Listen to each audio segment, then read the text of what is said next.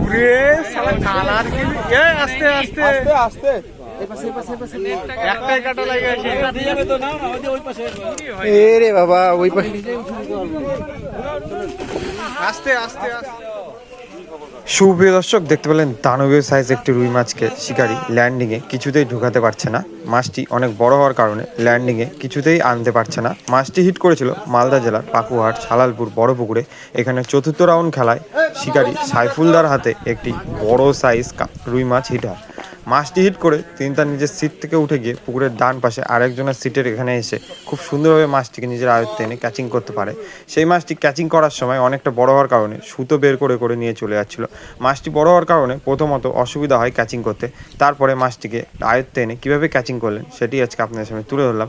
আপনারা দেখতে থাকুন বহরমপুর থেকে আগত শিকারি সাইফুলদার হাতে মালদা জেলার পাকুহাট পুকুরে দানবীয় সাইজ একটি রুই মাছ তিনি কীভাবে নিজের আয়ত্তে এনে ক্যাচিং করলেন সেটি আজকে আপনারা উপভোগ করুন।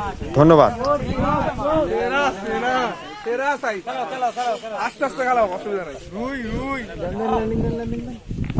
ওরে শালা কালার কি এ আস্তে আস্তে আস্তে আস্তে একটাই কাটা লাগে আছে দিয়ে যাবে তো, নাও না ওই পাশে। এ রে বাবা ওই পাশে আস্তে আস্তে আস্তে। তাড়াহুড়া করো না। সুন্দর দেখে মোবাইল যাচ্ছে শট শট